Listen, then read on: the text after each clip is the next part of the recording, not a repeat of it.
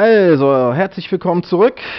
Ich kann nur sagen, Schluss mit lustig. Wir haben jetzt einige Fun-Decks gebaut. Jetzt geht's Richtung Turnier, an dem ich wahrscheinlich nicht dran teilnehmen kann, weil ich dann während der Zeit im Skiurlaub bin. Und ja, ich möchte nicht gerne ein, zwei Games einfach automatisch verlieren, nur weil ich nicht da bin. Ist auch unfair den anderen gegenüber. Und daher, wer Lust hat, an dem Turnier dran teilzunehmen, dem möchte ich gerne dieses Deck ans Herz legen. Es ist hervorragend im Kontrollbereich, soll insbesondere auch gegen die Mardu-Decks und Energy-Decks und Kreaturen-Decks wirken, auch gegen Planeswalker, aber insbesondere darum soll es gehen, diese ganzen kleinen Stresser-Decks, die gerade während der Pro Tour am Start waren, in die Schranken zu verweisen. Auch gegen Controller haben wir gute Möglichkeiten, da wir ein paar Card-Draw-Spells haben, um Kartenvorteile zu bekommen, auch Counter. Und im gegen Control-Kampf geht es darum, ja, als erstes Planeswalker zu legen. Und da haben wir einige von. So, was macht das Deck? Das Deck übt quasi richtige Kontrolle aus. Und wir haben die Improvise-Fähigkeit. Improvise heißt eigentlich auf Deutsch improvisieren. Na klar, improvisieren. Gut, insbesondere haben wir hier die Möglichkeit, mit dem Deck auch in der zweiten Runde zu countern, falls wir dran sind. Und zum Beispiel dadurch einen Top-Down oder einen Zweier-Drop zu eliminieren, indem wir zum Beispiel jetzt in der ersten Runde Karte der Renegaten spielen. Die kommt getappt ins Spiel, kommt also in der ersten Runde getappt, in der zweiten Runde enttappt die. Wir spielen das zweite Land, haben dann quasi das untappte Artefakt, 2 Länder, und könnten dann rein theoretisch die Metallige zur Rechtweisung spielen, das Artefakt tappen und dann haben wir 3 Mana und können einen Zauberspruch countern. Insbesondere einen Zweierdrop. Meistens sind das der Sogda.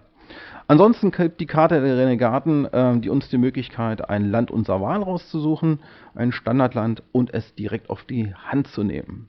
Aber ursprünglich soll es eigentlich eher fürs Improvisieren zuständig sein. Oder auch für den tödlichen Stoß, um die Rebellion anzuzünden, um auch eine Kreatur mit Casting Cost 4 oder weniger zu eliminieren und sich nicht bei den kleinen Kreaturen aufzuhalten. Was sehr wichtig ist. Der Schlüssel zur Stadt mit Improvisieren immer wieder mal eine Card Draw Engine.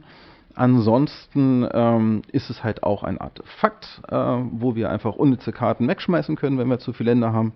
Mit dem Deck habe ich nie Länderprobleme. Daher ist der Schlüssel zur Stadt gerade für Mid- oder Late Game eine sehr, sehr wichtige Karte. Die Fiole des Alchemisten hilft uns weiter, auch für Improvisieren wieder mal mit dem Artefakt. Aber auch hier ziehen wir eine Karte oder können den Gegner erstmal dran hindern anzugreifen.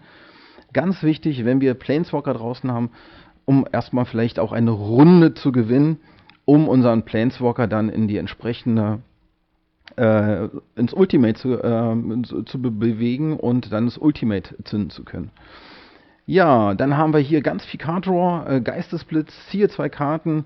Da wir ja doch Artefakte draußen haben, können wir in der dritten Runde ohne weiteres auch Karten ziehen. Hier zum Beispiel, wir haben ja viele Einer- und Zweier-Drops, eigentlich nur. Dann haben wir hier die metallische zur Rechtweisung. Hier haben wir die Möglichkeit zu countern. Wenn wir ein Artefakt tappen, wird das um 1 günstiger. Und wir haben hier auch wenn der Gegner nicht 3 farblose Mana bezahlt. Also im Mid- oder Late-Game ist die nicht mehr so toll, aber gerade gegen die ganzen Agro-Decks ist das natürlich nicht schlecht. Mord. Hier können wir eine Kreatur unserer Wahl zerstören. Wichtig, besser als -4/-4. The Grasp auf Schieß mich tot. Ich weiß gar nicht, wie es genau heißt. Für 2 schwarze Mana. Hier ist es viel wichtiger, auch wenn wir gegen große Fetti spielen, diese einfach weg zu eliminieren. Schmerzerfüllte Auslöschung. Wichtig auch hier gegen Artefaktkreaturen, also gegen Vehicles, um die ins Exile zu schicken. Oder gegen Planeswalker. Eine ganz tolle Karte.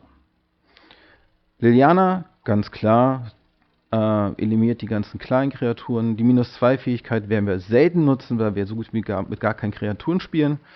Hat auch das Ziel, dass Gegner, die mit Creature Removal spielen, einfach ihre Kartenhand nicht spielen können und dadurch unnütze Zaubersprüche haben.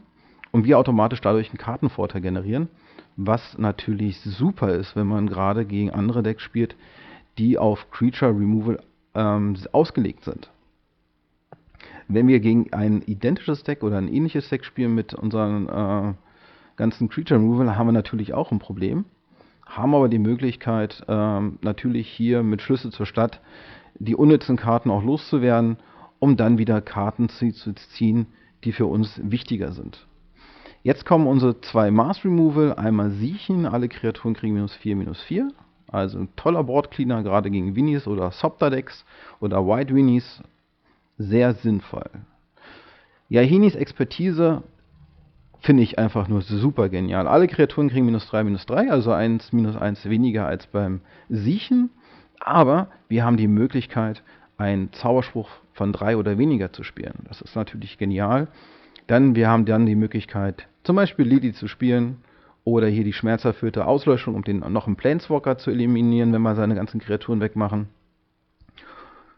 Oder wir haben auch hier die Möglichkeit, den Geisterblitz zu spielen, um dann nochmal Karten zu generieren. Also für eine Karte 2 Karten spielen ist nicht wirklich schlecht.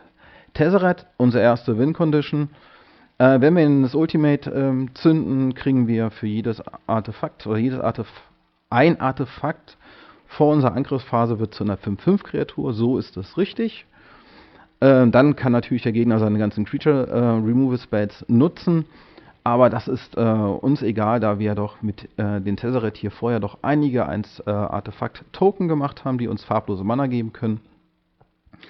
So generieren wir jede Runde einen 5/5er und irgendwann sind auch seine Removals einfach mal passé. Außerdem sind die 5/5er gegen unseren Language und Yahinis -3/-3 ja, tötungssicher. Sie werden halt nicht getötet, sondern sie werden halt nur reduziert. Ansonsten gibt es auch die Möglichkeit, hier auch eine Kreatur zu eliminieren, +X, -X. Ja, kommt wahrscheinlich eher selten vor, aber auch eine wichtige Fähigkeit, falls wir gegen viele Kreaturen spielen und wir kein Mars Removal haben. Nachkonstruieren, 5 Mana, kostet sie Wahnsinn für 3 Karten und nicht mal eine Instant, aber hat Improvisieren. Dadurch können wir die Mana-Casting-Kost vielleicht auf 2 Mana reduzieren und dann ist es wieder richtig cool, eine 2 blaue Mana zu bezahlen für 3 Karten, ohne was abzuschmeißen, ist gut. Ob Nixilis, der nächste Matchwinner, wenn wir -8 Fähigkeit zünden, kriegt der Gegner jede Runde verliert er 2 Lebenspunkte. Wir können auch eine Kreatur zerstören oder eine Karte ziehen. Und wenn wir eine Karte ziehen, und das können wir doch relativ viel machen, wenn wir unser Deck zum Laufen bekommen, ist der Gegner da auch schnell tot. Eine der wenigen Kreaturen, eigentlich eine von 2, ist der strömende Mechakoloss. Den haben wir drin, einfach spontan, um mal zu blocken, um einen schönen 5/6er, ist einfach auch sicher gegen eine Blitzaxt, kann eine Instant nochmal spielen, also entweder hier die schmerzerfüllte Auslöschung, wenn er ins Spiel kommt, ein Mord kann er spielen, oder, was haben wir noch hier, wo ist denn die schöne Karte hier, ein Counter, ja, wie gesagt, auch den tödlichen Stoß oder den Geistesblitz uns nochmal Karten ziehen lassen. Also, tolle Karte, eine Karte und wir haben dann die Möglichkeit, noch eine Karte. Auch hier ist also ein Card Draw Vorteil vorhanden. So, Erfinder der Bastion. Ach, Entschuldigung, wir haben doch 3 Kreaturen. Erfinder der Bastion, den habe ich erst neu reingenommen. Auch ein Win-Condition, denn er ist fluchsicher. Und wer ganz viele Removals auf der Hand hat, wird völlig verzweifelt sein, wenn er sagt, er will ihn targeten und er kriegt ihn einfach nicht weg. Außer er sacrificed ihn. Und das kommt nicht so häufig bei Magic vor. Kann vorkommen, aber dann haben wir vielleicht auch einen Counter auf der Hand. Ja, ansonsten improvisieren, dadurch können wir ihn natürlich auch viel früher zaubern, casten, als in der 6. Runde. Nächste Win-Condition, Zorin.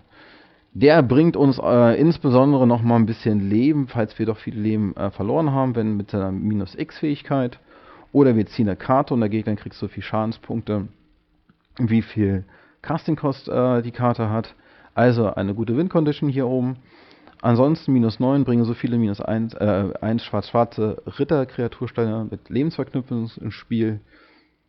Habe ich in meinem Leben noch nie benutzt. Noch nicht mal in Paper Magic. Also daher schränken wir uns auf die obersten beiden Fähigkeiten, sicherlich. Herold der Pein. Tolle Karte. Ist die einzige Kreatur, die auch bei uns fliegen hat. Kann dann durch Improvisieren auch viel früher gezaubert werden. Fliegend. Und der Gegner schmeißt am Ende unserer Runde eine Karte ab. Generiert also auch dort einen Kartenvorteil. Er muss eine Karte wegschmeißen und dann ihn erst eliminieren. Dadurch sind 2 Karten gegen eine Karte. Also wie ihr seht, ein super gutes Control-Deck. Insofern gebaut, dass wir immer Kartenvorteile haben. Wir können auch ein Artefakt opfern und einer Kreatur -2/-2 bis zum Ende des Zuges geben. Hier braucht ihr wirklich ein bisschen Geduld. Die Spiele können etwas länger dauern. Ich habe auch schon mal einige Testgames gemacht, die so 20 Minuten gedauert haben. Einige dauern auch nur 10 bis 15. Aber so 15 Minuten müsst ihr euch schon drauf einlassen. Also fürs Grinden gegen die KI nicht so optimal, aber fürs Turnier, warum nicht? Wie gesagt, muss mal sehen. Ich mache jetzt hier einfach 3 Online-Games. Vielleicht kann ich noch einige Leute aus dem Turnier dafür gewinnen, mal mit ihren potenziellen Turnierdecks gegen das Deck zu spielen. Dann würde ich nochmal ein Zusatzvideo euch präsentieren. Aber da muss ich die erstmal fragen, ob sie Lust haben und Zeit haben und auch wollen, dass ich das aufnehme und zeige. Dann haben wir vielleicht mal die Möglichkeit, auch sehr gute Spieler mit ihren sehr guten Decks zu zeigen. Wir befinden uns gerade irgendwie am Anfang Level 20. Da sind jetzt die Spieler schon deutlich besser als in den unteren und weil sie auch unter anderem stärkere Decks haben und bessere Karten. Aber ich glaube noch nicht, dass wir die Mardu-Decks und die rot-grünen Energy-Decks finden. Vielleicht, aber man weiß es ja nicht. Lasst uns einfach mal gucken. Ansonsten wünsche ich euch viel Spaß mit den nächsten Games. Und ja, bis dahin. Bis gleich. Ciao. Wir starten also jetzt mit unserem neuen, brandneuen Deck und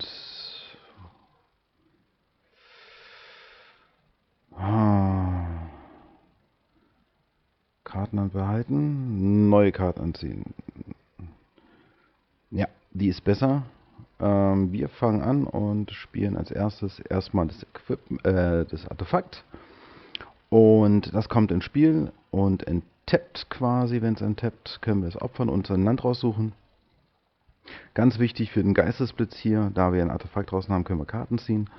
Oder wir mit heraldischen Zurechtweisung können wir auch countern. Jetzt müssen wir uns überlegen, was wir spielen. Wenn wir die versunkene Katakombe spielen, dann können wir countern, können aber keine Karten ziehen nächste Runde. Und wir wollen erstmal unser Board einigermaßen optimieren und deswegen spielen wir das Land. So haben wir in der nächsten Runde die Möglichkeit, auch den Geistesblitz zu spielen.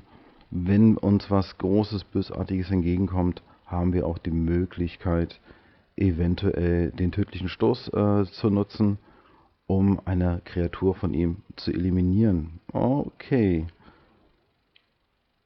Es sieht fast danach aus, als wenn wir das machen müssten. Hängt so ein bisschen davon ab, was wir jetzt auch gleich ziehen. Wir spielen scheinbar gegen ein Energy-Deck und könnten uns jetzt überlegen,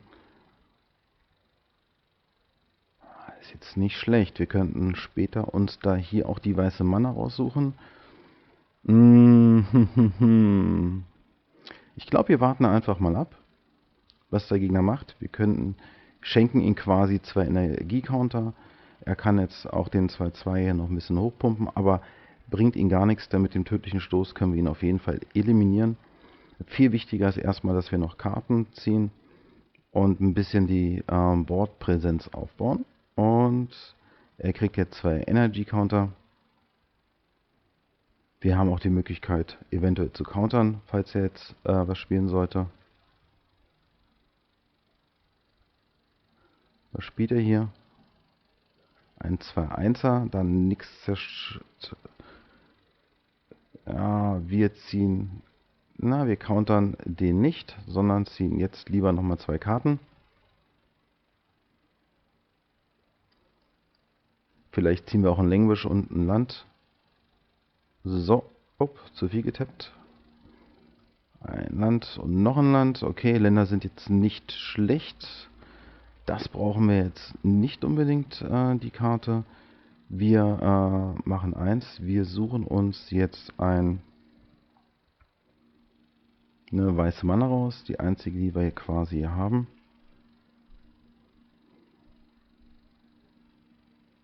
Und spielen die weiße Mana.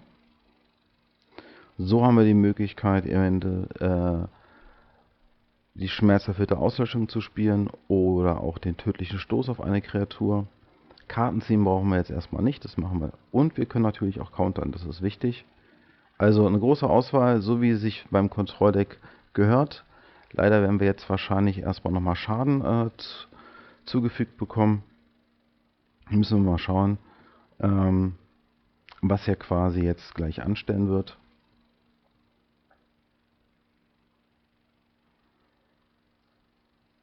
So, wenn er die Energie nutzt, macht er nicht. Dann eliminieren wir. Er nutzt jetzt doch, okay. Dann eliminieren wir ihn jetzt einfach und kriegen jetzt nochmal 2 Schadenspunkte. Haben jetzt noch die Möglichkeit zu countern, falls er einen 4er-Drop legen möchte. Und das ist super. So können wir jetzt quasi seinen Planeswalker countern. Und sind jetzt dran, haben jetzt die Fiole am Start. Könnten auch nächste Runde Yahenis Expertise spielen, falls er nochmal eine Kreatur spielen sollte. Wir spielen auf jeden Fall erstmal die Fiole mit den 2 schwarzen Mana, sodass wir die schmerzerfüllte Auslöschung spielen können oder auch den Geistesblitz. Ziehen wir erstmal eine Karte. Super. Haben wir mal Tezzeret am Start. Und geben jetzt ab. Nächste Runde haben wir die Möglichkeit, Yahenis Expertise zu spielen. Jetzt kriegen wir erstmal 2 Schadenspunkte. Den können wir leben. Jetzt sind wir bei 14. Und ja, Counter kann er sich geben, ist gut. Vielleicht spielt er jetzt noch einen. Nein, dann ziehen wir mal 2 Karten. Und haben wieder etwas Hübsches. Haben hier nochmal, können nachher nochmal Karten ziehen. So muss ein Control Deck funktionieren. Jetzt haben wir verschiedene Möglichkeiten. Wir können all seine Kreaturen eliminieren. Und dann noch was für 3 spielen.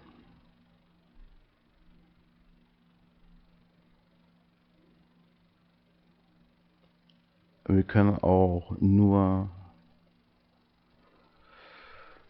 könnten auch erstmal Tezzeret spielen. Den wird er wahrscheinlich versuchen anzugreifen. Machen uns eine Marke. Machen wir das mal so. Tezzeret bekommt er jetzt auch erstmal nicht sofort tot. Wir machen uns eine Marke. Und geben jetzt ab. Wir können jetzt den Counter hier nutzen. Ihn hier. Und wir können eine Kreatur eliminieren. Was auch sehr angenehm ist. Denn den Counter können wir nutzen, weil wir hier eine blaue Mana nutzen können. So haben wir auch die schwarze Mana für den tödlichen Stoß. Er greift jetzt Tezzeret an. Das wollen wir nicht. Also nicht mit allen. Eliminieren wir den 2-3er, sodass er sich keine Counter geben kann. Tezzeret ist jetzt bei 4. Schützt unsere Lebenspunkte, was wichtig ist. Denn wir brauchen Zeit, um unser Deck und unser Board zu entwickeln.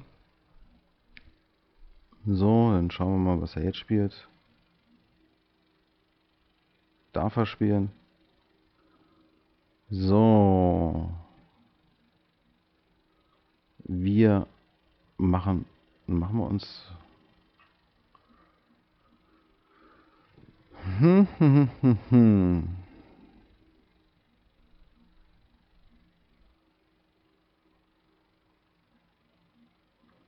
Wenn wir jetzt uns noch einen Counter machen, wir könnten auch ihn -2 geben und den 2-2er eliminieren. Dann würde unser Kreatur wahrscheinlich sterben, außer wir opfern ihn, um den Angriff zu verhindern, können dann nochmal Karten ziehen. Ich glaube, das wäre eine ganz gute Möglichkeit. Wir geben dieser Kreatur -2, -2, weil wir 2 Artefakte draußen haben, eliminieren sie dadurch.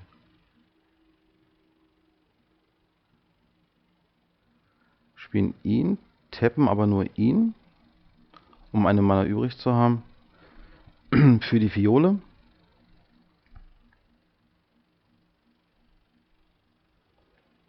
Okay, jetzt haben wir nochmal 1, 2, 3, 4, 5, 6, 7. 1, 2, 3, 4, 5, 6, 7. Also wir müssen nichts eliminieren bzw. abschmeißen und können dadurch es erstmal abgeben. Haben die Möglichkeit, den 2-1er zu eliminieren. Was wir jetzt auch gleich machen werden.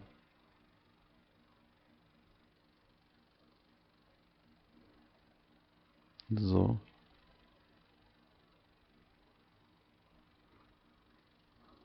Zerstören den 2-1er. Haben einen Planeswalker draußen, er hat 4 Handkarten, wir haben 6 Handkarten. Wir generieren immer weiter Kartenvorteil. Er hat wahrscheinlich einige Kreatur-Removal auf der Hand, die er nicht nutzen kann. Oh. Nice. Gut, dass wir die schmerzerfüllte Auslöschung auf der Hand haben. Dadurch können wir jetzt gleich den netten, süßen Planeswalker Obnixilis eliminieren. Wir machen uns erstmal einen Token. Entschuldigung, sitzt gerade ein Frosch im Hals. Und spielen die schmerzerfüllte Auslöschung auf Obnixilis. Könnten ihn spielen, dann haben wir aber keinen Counter mehr offen. Ne, wir warten ab. Jede Kreatur, die er spielt, können wir quasi auch eliminieren wahrscheinlich. Entweder mit Obnixilis oder hier mit den Yahinis Expertise. Die ist super klasse. Okay, da spielt er erstmal eine Kreatur. Die darf er spielen. Weil wir können sie auch gar nicht countern. Spielt er die nächste Kreatur, das ist auch okay. Beide Kreaturen kriegen wir weg. Dann machen wir einen Tausch 2:1, was gut ist. So, mal schauen, was wir jetzt ziehen. Language ist auch nicht schlecht. Ich glaube, wir sollten eher einen Language ziehen. Wir machen uns erstmal nochmal einen farblosen Counter hier und spielen jetzt erstmal Siechen. Eliminieren all seine Kreaturen.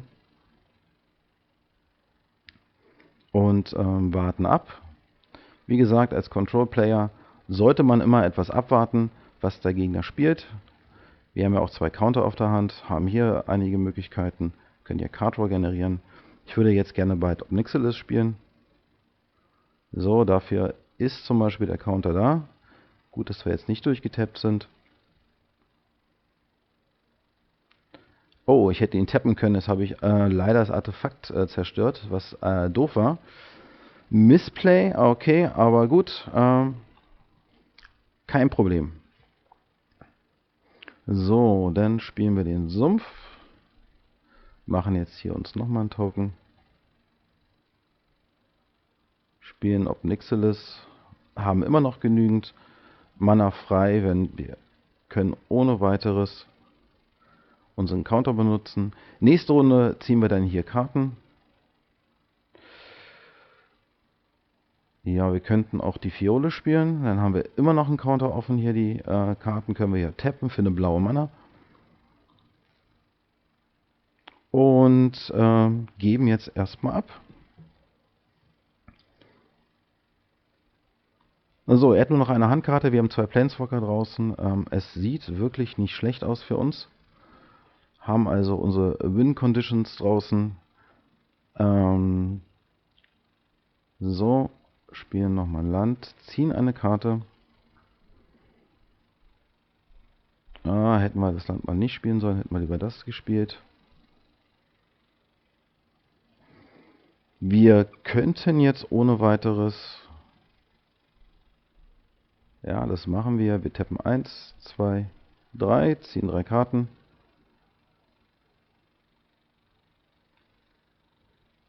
Vielleicht ziehen wir was Vernünftiges. Wir haben die Möglichkeit, ihn zu spielen. 1, 2, 3. Nein, wir machen das nicht. Wir machen das nicht, sonst haben wir keinen Counter mehr auf der Hand. Nachher hat er irgendwas auf der Hand, was uns weniger Freude bereitet. Wir spielen lieber die Karte. Haben wir genug Zeit? 1, 2, 3, 4, 5, 6, 7. Müssen nichts abschmeißen. Also alles weiterhin im grünen Bereich und heben uns den Counter auf. Vielleicht kommt ja nochmal was Großes. Oder wir eliminieren eine von seinen Kreaturen. Wir spielen den 4-4er lieber eher nächste Runde. So, gegen wen spielen wir überhaupt? Wir spielen gegen Level 20 X Rottenchrist. So. Das lassen wir zu. Da wir gar keine Kreatur draußen haben, ist das völlig egal. Wir eliminieren ihn. So. Jetzt gibt er auf. Alles klar. Das kommt häufiger vor, wenn man mit Control Deck spielt, dass der Gegner einfach dann keine Lust mehr hat, weiterzuspielen. Wir spielen nichtsdestotrotz erstmal weiter. Haben jetzt Tezzeret nächste Runde aktiv, wenn er jetzt nichts machen sollte. Und können dann immer fleißig 5-5 Kreaturen-Token generieren. Wir spielen jetzt ihn. Tappen das Land, das hier. 1, 2, 3, 4. Okay. Spielen quasi für eine Mana. Können jetzt noch das Artefakt spielen, haben hier noch einen Counter offen, können Karten ziehen, spielen hier ein Land, um so ein bisschen die Bibliothek auszudünnen. Gut, dass wir nicht gegen Amylik spielen, denn aktuell haben wir nur 25 Länder noch und er hat 41. Der seht ja mal, wie schnell wir uns durch unser Deck durcharbeiten können. Viel Card Draw ist hier dabei und viel Spaß. So, nächste Runde. Ob Nixilis, warten wir noch eine Runde. Brauchen wir erstmal noch nicht aktivieren. Wir sind auch nur noch bei 8 Lebenspunkten, müssen ein bisschen aufpassen.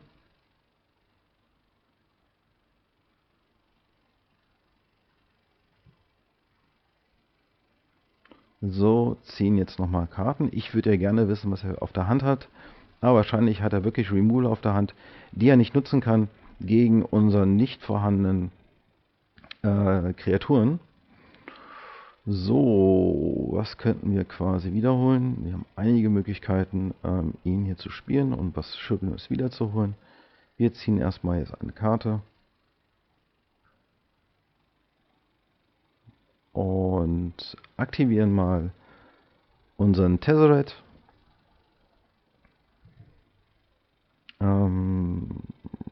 Spielen die Warming Bite.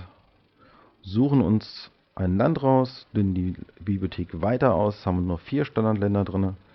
Wie ihr merkt, geht das Deck relativ lange. Also das ist wirklich, wie gesagt, ein Control-Deck. Und wir geben unseren Artefakte hier, unseren Token, der uns Mana geben kann. Der wird jetzt zu einer 5-5-Kreatur, dank diesem Emblem vom Tezzeret. Zu Beginn des Kampfes haben wir dann ein Artefakt, was zu einer 5-5-Kreatur permanent wird. Und wir greifen an, dealen jetzt nochmal 9 Damage. Nächste Runde, wenn er jetzt nichts machen kann, er kann was machen.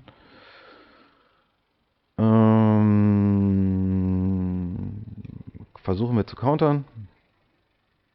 Wahrscheinlich wird er die Mana dafür bezahlen. Dann spielen wir ihn. Wir wollen es ja ein bisschen beschleunigen, dass wir jetzt doch 3 Games hinbekommen, aber müssen wir mal schauen. Weil wenn das Deck jetzt hier ungefähr 20 Minuten braucht für jeden Win, dann ist das doch relativ lange. So, er hat noch ein bisschen Energie, kann also auch ziemlich übersehen. Hat er doch noch recht viele Kreatur-Removals auf der Hand, die ihn aber jetzt nicht mehr wirklich viel helfen. So, weil alle Artefakte, die wir hier haben, kriegt er nicht weg und jede Runde wird eins von diesen Artefakten ein 5/5 Kreatur. So, er wehrt sich nochmal fleißig. Dagegen können wir leider nichts machen.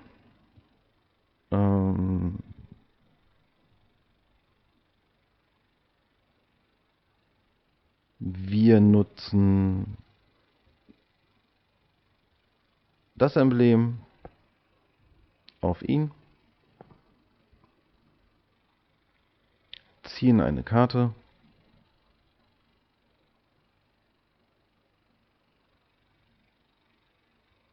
Super. Ja, und aktivieren hier halt ihn hier.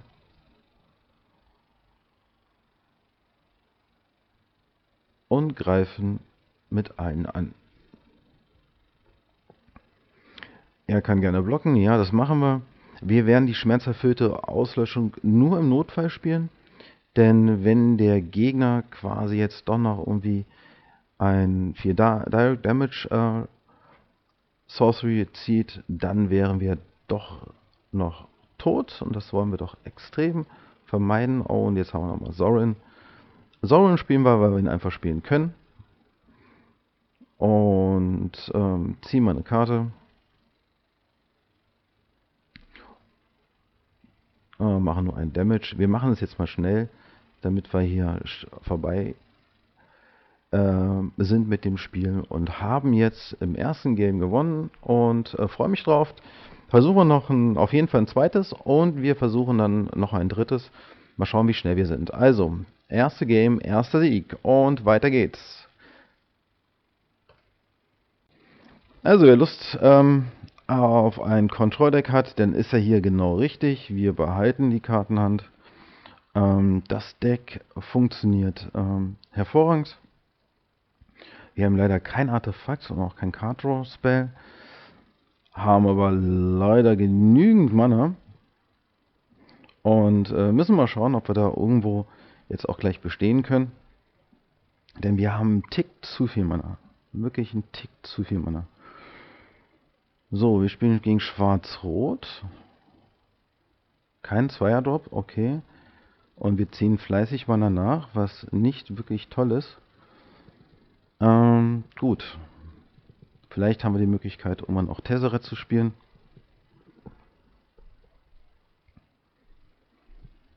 Oh, wir spielen scheinbar gegen ein Control-Deck. Wow. Jetzt bin ich gespannt, wie unser Deck dagegen funktioniert. Gegen Kontrolle habe ich noch gar nicht gespielt und wir ziehen fleißig weiter Mana nach. Unfassbar. Oh, okay. Da bin ich ja gespannt, was uns jetzt da wirklich drüben erwartet. Schwarz-Rot mit dem Artefakt hier. Oh, ist das nice.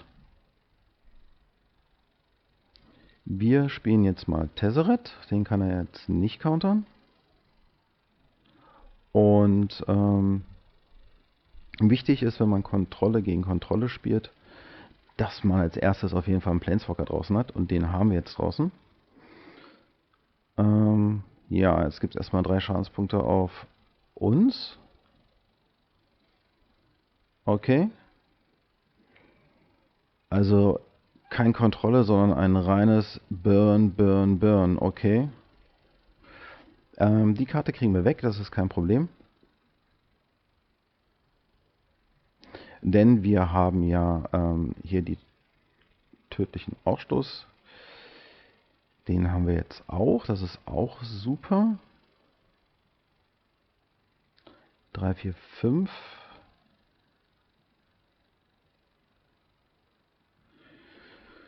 Jetzt ist die Frage, was wir spielen.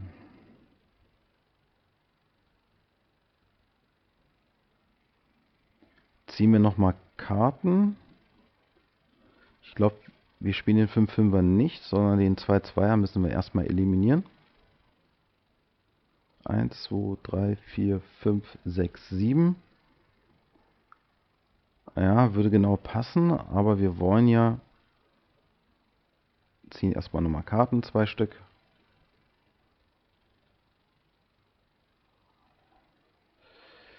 Wir opfern sie hier für schwarze Mana. Dadurch wird jetzt nun seine nächste Fähigkeit 4 oder größer. Da die Karte 3 Mana Casting Cost hat, ist sie jetzt eliminiert, 4 oder kleiner. Und wir können jetzt könnten Liliana spielen, was ich nicht unbedingt möchte, weil dann müssten wir das Artefakt opfern und haben nicht nächste Runde die Möglichkeit, ihn zu spielen, den Herold der Pein. Daher spielen wir nicht Liliana, sondern die Karte der Regenaten und können in der nächsten Runde lieber den Herold dann spielen und auch Tezzeret aktivieren und all unsere Kreaturen zu 5-5 Kreaturen verhelfen, wenn er ihn nicht vorher Schadenspunkte zufügen sollte, was ja gut möglich ist. So, dann schauen wir mal.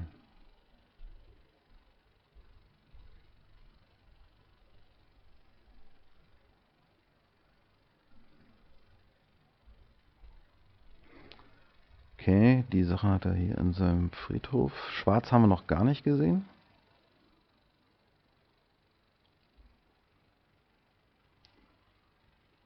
Das hitzige Temperament, der wird den wahrscheinlich nochmal 3 Schadenspunkte auf uns. Okay. Und nochmal 2 Schadenspunkte auf uns. Gar nicht schlecht, dann spielen wir auf jeden Fall den Herold. Dann muss er nämlich noch eine Karte auf jeden Fall abschmeißen. 2 Schadenspunkte auf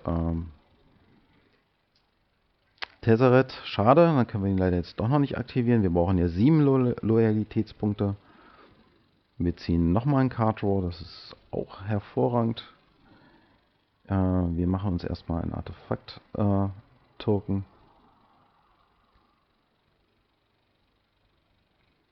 Spielen dann ihn 1, 2, 3.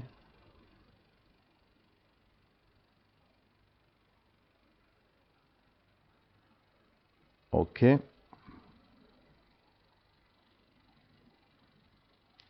Ihn haben wir gespielt, damit er jetzt die Karte sagt, improvisieren auf jeden Fall. Das wird er günstiger. Wir haben ihn also für 2 Mana weniger gespielt. Zu Beginn deines Endsegments wirft der Gegner eine Karte ab, das ist gut. Und wir können Artefakte opfern und eine Kreatur -2/-2 geben. So, jetzt darf er erstmal eine Karte wegschmeißen, was uns hilft, auf jeden Fall zu überleben. Mal schauen, was er wegschmeißt. Hoffentlich irgendwie ein Direct Damage. Das hitzige Temperament hat er ja schon weggeschmissen, er hat auch keine Mana frei. So, er schmeißt nochmal ein hitziges Temperament mit. Hervorragend, kann er nämlich nicht nutzen. Ja, und dann spielen wir in der nächsten Runde jetzt Liliana. Er hat nur noch eine Handkarte. Und können auch nochmal hier Karten nachziehen jetzt mit dem Geistesblitz. Damit können wir auch nochmal Karten nachziehen. Wir machen uns erstmal ein Artefakt-Token, was uns wieder eine Mana bringt.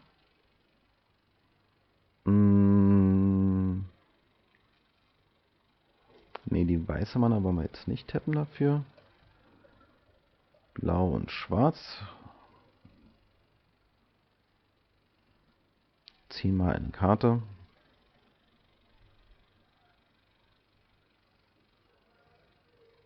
Und greifen an.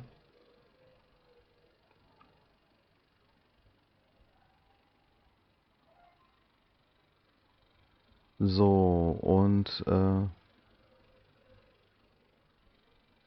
geben jetzt das Spiel gleich ab. Wir machen hier nochmal +1. So, und sind jetzt fertig. Er darf wieder eine Karte wegschmeißen. Ein hitziges Temperament.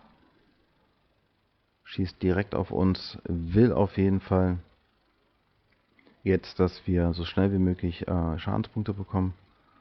Wir ziehen nachher am Ende seiner Runde auf jeden Fall nochmal Handkarten. Und er ist jetzt bei 15. Wir müssen einfach schneller sein. Jetzt beginnt quasi das Wettrennen. Wir opfern die 3 Artefakte, ziehen 2 Karten. Lengo bringt uns nicht weiter. Das bringt uns auch nicht weiter. Auf jeden Fall machen wir uns ein Emblem. Und greifen jetzt, machen den jetzt zu einer 5-5 Kreatur. Und greifen jetzt mit beiden Kreaturen an. Und hoffen, dass wir jetzt 10 Damage dealen. Okay. Wenn wir Glück haben und er hat jetzt nicht zweimal den 4 Schadenspunkte Bonus Sorcery, dann haben wir die Möglichkeit vielleicht doch noch zu gewinnen. Er schmeißt ein Land ab, okay, hätte auch spielen können. Er hat wahrscheinlich vergessen, dass der Herat der Pein. Und wir haben auch das zweite Spiel gewonnen. Super, also das Deck funktioniert auch hervorragend. Und wir haben jetzt für das zweite Spiel auch nur 8 oder 9 Minuten gebraucht. So, dann greifen wir jetzt einfach an, damit das Spiel jetzt schnell vorbei ist. Und dann mache ich mich noch ans dritte Game und hoffe, dass ihr genauso viel Spaß habt mit dem Deck wie ich. Also wer Lust auf ein Control-Deck hat, ist hier wie gesagt genau richtig. Tolles Control-Deck, viel Spaß hatten wir auf jeden Fall. Also, dann auf zum nächsten Game.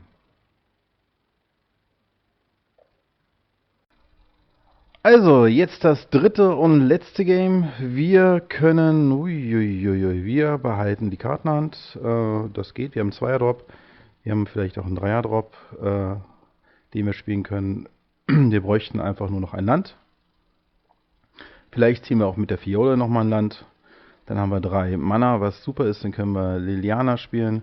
Oder vielleicht auch Mord.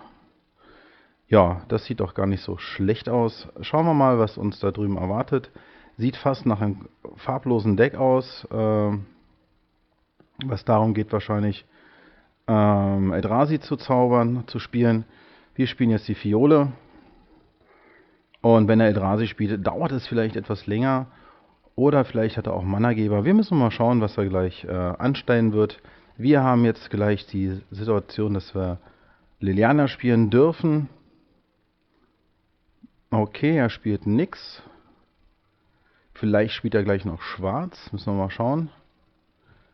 Wir spielen auf jeden Fall Liliana als nächstes. Und geben ihr +1. Und verharren mal der Dinge und hoffen nicht, dass er eine hasty Kreatur hat. Zum Beispiel den 4-4er, der sofort angreifen kann mit Energy. Dann könnten quasi Liliana sterben. Nein, hat er nicht. Er hat den 2-3er, der leider auch Schaden machen kann. Wenn er angreift, selbst wenn wir ihm -2, -0 geben würden, hätte er die Möglichkeit, wir könnten auch die Fiole nutzen und die Fiole zerstören, um dann den tödlichen Stoß spielen zu können. Das wäre vielleicht auch nicht schlecht. Oder wir spielen den Mörder. Wir geben erstmal Liliana. Ja, haben wir die Möglichkeit. Spielen wir den tödlichen Stoß, indem wir die Fiole opfern? Oder spielen wir lieber Mord und ja, wir sollten lieber den Mord spielen und ihn eliminieren, weil er sonst angreifen könnte und dann 2-1-1 Kreaturen kreiert. Das muss nicht sein. Wir wollen ja Liliana versuchen zum Ultimate hier zu bringen, der -7 Fähigkeit. Was spielt er jetzt? Er spielt ein Artefakt.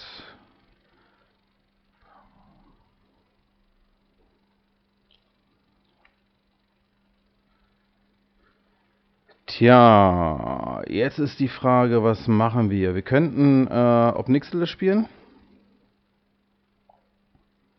Das wäre wahrscheinlich nicht so sinnvoll, dann könnte er angreifen und Liliana eventuell töten. Nee, wir geben Liliana nochmal ein -1 Counter, ein Loyalitätscounter und greifen oder beziehungsweise spielen jetzt nichts. Geben jetzt mal ab, mal schauen, was er anstellt. Wir haben ja die Möglichkeit, ihn jetzt zu zerstören mit einer Casting Cost von 4. Haben wir die Möglichkeit, hier ihn zu eliminieren mit der Fiole. Und ja, wir warten jetzt einfach mal ab und spielen am besten erstmal nichts.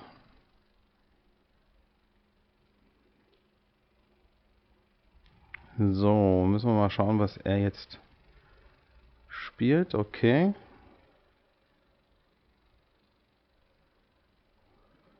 Sehr schön, kriegen wir einen Schadenspunkt.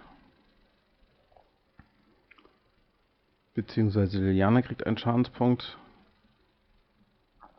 Er bemannt ihn. Dann machen wir eins. Wir opfern die Fiole.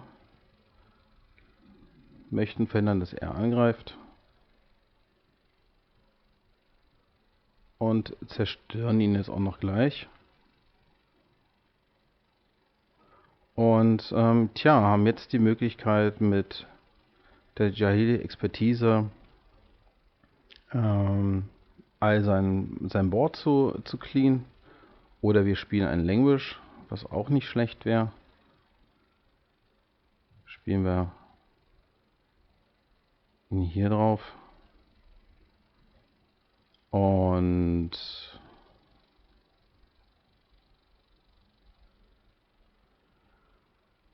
oder wir spielen Obnixilis, das ist glaube ich sogar noch besser. Wir spielen Obnixilis, kriegen wir wahrscheinlich einen Schadenspunkt. Aber wenn er weiter Kreaturen spielt, haben wir die Möglichkeit, unseren Mass Removal hier zu spielen, um seine Kreaturen zu eliminieren. Ja, wegen einem Schadenspunkt erstmal sollte es nicht das Problem sein. Müssen wir mal schauen, was er jetzt gleich spielt.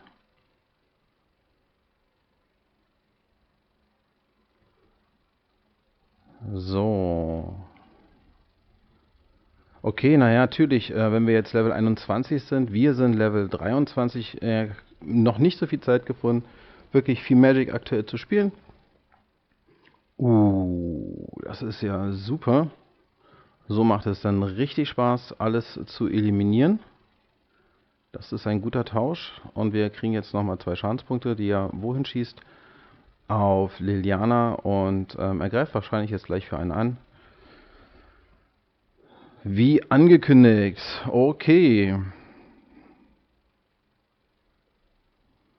So, dann haben wir jetzt die Möglichkeit, erstmal ein Land zu ziehen. Ziehen nochmal eine Karte.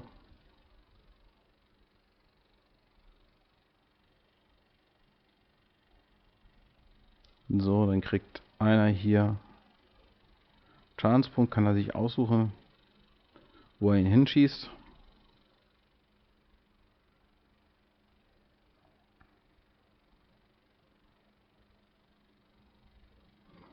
Auf Liliana, okay, jetzt kriegt jede Kreatur -3, -3. Und wir können die Karte der Renegat noch spielen, dann haben wir ein Artefakt wieder im Spiel. Falls wir Card ziehen sollten, wo wir ein Artefakt brauchen, haben wir also wieder ein Artefakt auf dem Board. Haben den Strömenden Mechakolos auf der Hand. Also alles bisher im grünen Bereich. Er hat noch 2 Handkarten, wir haben 2 Planeswalker draußen. Hauptsache er spielt nicht den 5/5 Trampler, der angreifen kann sofort. Aber auch dann hätten wir jetzt die Möglichkeit, ziehen nochmal eine Karte, dann auch den strömenden Mechakoloss zu spielen. Nochmal ein Land, schade. Und spielen jetzt die versunkenen Katakomben und verharren der Dinge. Wir könnten ohne weiteres einen Mörderer spielen oder auch den fatalen, wie heißt der hier? Der tödliche Stoß. Der tödliche Stoß. Vielleicht hat er auch einfach nur ein Removal auf der Hand für Kreaturen. Das bringt ihn aktuell nicht wirklich weiter. Und wir spielen etwas defensiver. Ziehen eine Karte. Sehr schön. Spielen ihn. Spielen Land. Haben dann die Möglichkeit, auf jeden Fall eine Karte zu ziehen. Haben genug Mana, um den strömenden Mechakoloss auch nochmal zu spielen. Um dann nochmal Karten zu ziehen. Als erstes spielen wir also den Geistesblitz. Dann spielen wir erstmal den Geistesblitz. Haben wir noch 6 Mana übrig.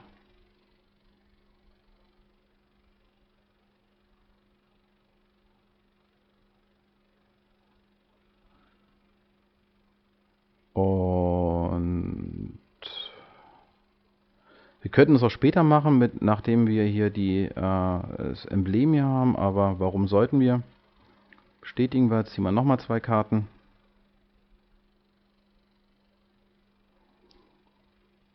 Und haben jetzt hier richtig volle Handkarten wieder am Start. Wir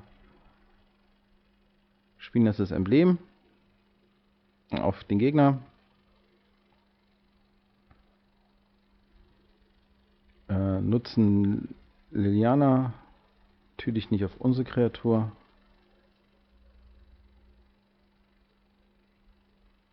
Spielen erstmal die Fiole. Vielleicht brauchen wir noch einen Counter, den wir vielleicht ziehen. Da ist er. Man muss ihn sich nur wünschen. Dadurch kriegt er 2 Schadenspunkte, wenn wir eine Karte ziehen. Spielen den nächsten. Kriegt er nochmal 2 Schadenspunkte.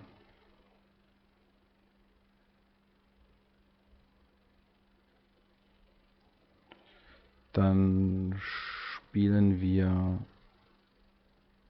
ein Land.